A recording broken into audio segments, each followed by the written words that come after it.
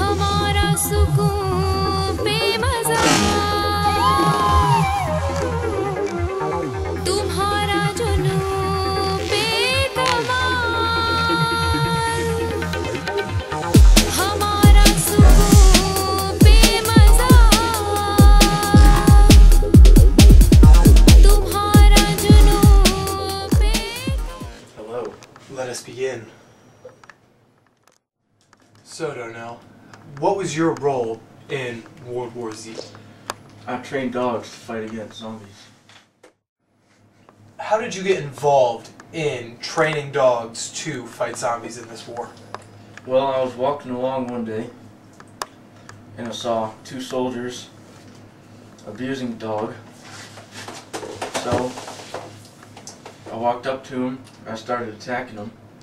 Another one of them came over and held me back. It's unfortunate. And they saw how much I love dogs, so they got me a job training dogs. Okay.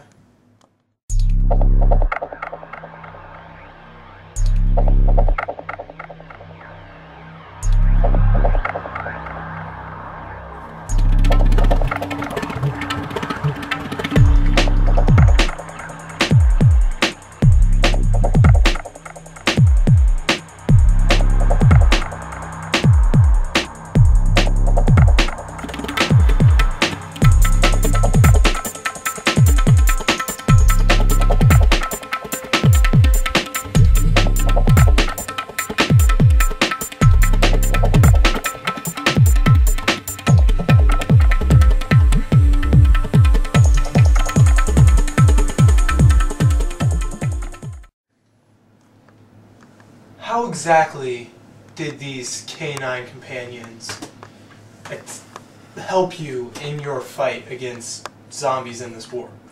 Well, the dogs invented something called the lemming tactic. Okay, could you explain that for me? I can. Zombies would all be hoarded onto the top of a roof of a tall building, and the dogs would go to the roof of another building close by. And the zombies would see the dogs, try to attack them.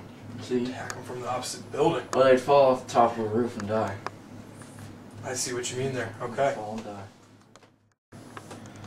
Also, another tactic that we used dogs for was we'd put them in cages, see? And people would walk by the cages, and the dogs could tell if they were infected or not. Really? Yes. And that was first used in Israel, correct? Yes. Okay. So, Darnell, can you explain to me how... Oh my God. Zombie! BAM! Okay. So can you explain to me how these canine companions were used in a different role other than the lemmings tactic, as you previously informed me of, and being put in cages to discern whether a person is infected, or if they're still able to contribute to society? Well, see, dogs were especially adept at finding zombies that don't touch my dog again, second time, and touch my pipe. Seriously.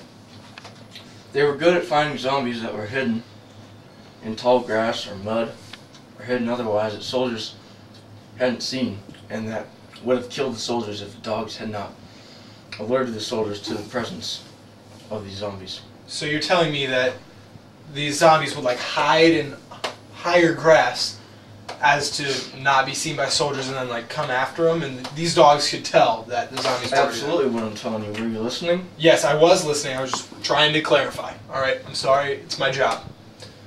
And you're very poor at it. Alright, you know what? I'm just... Touch my dog! Alright.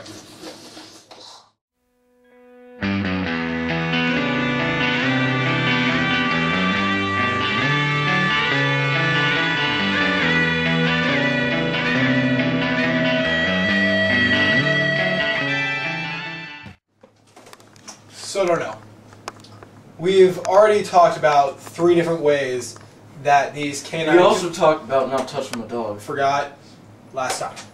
We talked about 3 different ways these canine companions were used in World War Z. Was there any other way that these dogs, canine companions, whatever you prefer, were used in the zombie war? That was unnecessary. I'm sorry. I thought there was... There's the fly. Alright. Alright. Back to the topic. So, dogs go out into the field. By the way, do you mind if I eat this? Go ahead. Miss Go lunch. Go ahead. So, dogs go out into the field, locate zombies, and they would slowly walk back towards the positions of the soldiers. Yeah, had a little banana on it. It's Got some all- on it's my all nose. on those. Okay. Zombies, dogs, how were they used? The dogs entice the zombies to come out and bring them out into the firing line, and they would be shot by the soldiers and eliminated. That's. And were the dogs trained to do this, or was this like the Lemmings tactic where they just instinctively did that? Was it instinctual? All right, hey, focus. I don't think Screw it- the I fly. don't- you- Focus on the question. I'm pretty sure instinctual is not a word. Instinctual. All right, I'll look it up later. We will. Did these dogs get trained to do this, or Frankly, I don't recall. you don't recall? I don't recall. Okay, well, this was an effective tactic. Of course it was effective. When I'm talking about it, if it weren't effective, I really don't know at this I point. wouldn't. What's that on the wall? Oh God. Okay.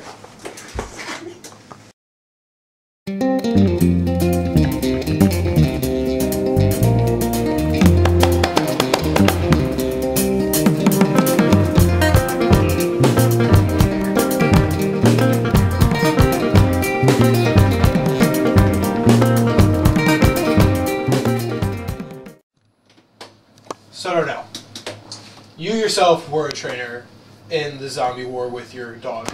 Am I correct in saying that? You are correct. I believe I already told you this, and I would have hoped that you put it together throughout the course of our interview. I think it's pretty obvious. I'm sorry. I was just clarifying for the viewer. The viewer should know. They've been watching the entire interview. Maybe they just tuned in. Commercial That's break their or something. fault. I don't That's know. their Okay, fault. screw it. We'll do it live. What Says alive. What could you describe to me the relationship between trainer and canine companion? Absolutely. They were very emotionally attached to one another. Pick that up. I'm sorry. Just your house, your rules. Got it, sir. Disrespectful, son. Okay. Can you continue on with the question though? I already told you the answer. What? They're very emotionally attached. Very to one emotionally another. attached. Okay, could you give me was there a specific example that you could give me of the attachment between canine companion and trainer? Yes. There was a case of Sergeant Eckhart, who was a trainer, and her dog went out into the field after a zombie. You continue. Continue. Thank you. And her dog stepped in a ditch. Just like, please wipe that off my leg. Okay, so Eckhart, dog, broken leg, ditch, middle of a zombie attack. So the dog is being swarmed by zombies. Swarm. Is that not what I said? Sorry, I was emphasizing for the viewer. The viewer has been watching. The viewer has to watch. I'm sorry. Continue. So Eckhart was so attached to her canine companion that she tried to run out into the field after him. And another officer got in her way. Grabbed her, you could say. I'm telling the story. I'm sorry. Impeded her progress.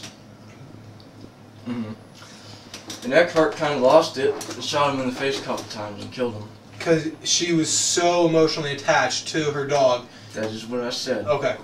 That's crazy. Were there any And consequences yes, for these I was actions? getting to that. Sorry. Interjecting. Let me talk. Let me talk. She was very publicly Pieces can't bring me peace, so I need just at least one of Russell's nieces on. I let my nightmares go. I put on every. Darnell, you were a trainer of dogs in World War Z. My question to you today, right now, one of my many questions, is: how exactly did you train these dogs?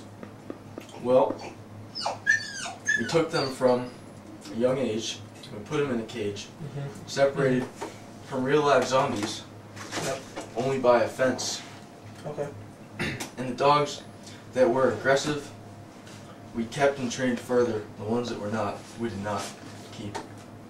Okay, and what was the further training that these stronger dogs would go through? Exactly. Well, we just put them in live field exercises, let them attack zombies, see how well they did.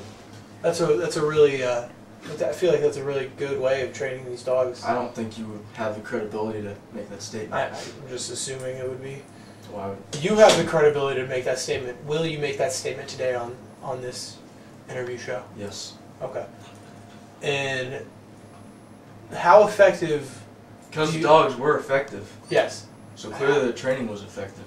Give me a statement in percentages of how effective these dogs were. That makes no sense. How do I put a percentage on how effective they were? Like, do you think they 1% effective? No. they were 50% responsible for us winning the war? 10%? About 10%. Probably slightly more. Okay. That is Majority of the work was done by the soldiers because dogs couldn't actually really kill zombies. You have a point there. That's Other really than the lemming tactic, which we previously discussed. we did talk about that. Zombies still had to be killed by soldiers. Yep. Okay. That's all I really want to know on that subject. I'm sure that information was easily accessible. I don't know why you had to ask me. Can you shut up? I can. So this portion of the interview is over.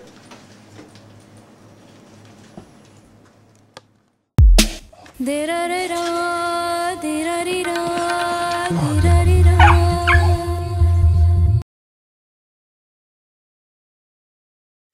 Going now. Nope. We're not doing this. I can't. What? Do you have your...